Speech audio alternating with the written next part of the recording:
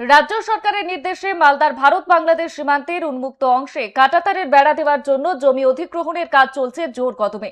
এরই মধ্যে সীমান্ত সুরক্ষা আরও নিশ্চিত করতে এবং সীমান্ত এলাকা দিয়ে অবৈধ অনুপ্রবেশ এবং পাচার রুখতে বিএসএফ এর সঙ্গে তথ্য আদান প্রদানে বিশেষ উদ্যোগ নিল মালদা জেলা পুলিশ। সীমান্তের নিরাপত্তা ব্যবস্থা খতিয়ে দেখতে খোদ বিএসএফ আধিকারিকদের সঙ্গে বৈঠক করেন এবং জেলার বিভিন্ন সীমান্ত এলাকা সরজমিনে পরিদর্শন করেন মালদার জেলা পুলিশ সুপার অনুপম সিং। পরিদর্শন শেষে জেলা পুলিশ সুপার তিনি জানিয়েছেন মালদা জেলায় মোট 172 কিলোমিটার এলাকা জুড়ে ভারত বাংলাদেশ সীমান্ত রয়েছে। তবে এর মধ্যে প্রায় 40 কিলোমিটার এলাকা এখনো উন্মুক্ত, অর্থাৎ সেখানে কোনো কাঁটাতারের বেড়া নেই।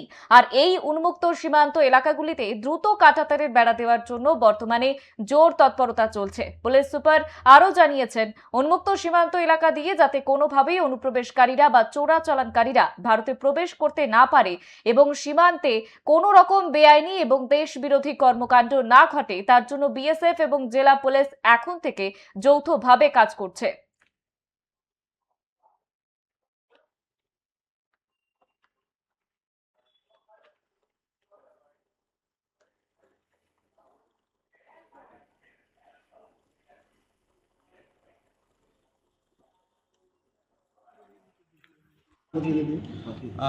দেখুন, as per direction of honourable CM West Bengal, আমরা যে আমাদের এখানে টোটাল 172 কিলোমিটার আমাদের বাংলাদেশ সঙ্গে বর্ডার আছে, এখানে 4টা কোম্পানি ডিপ্লয় আছে।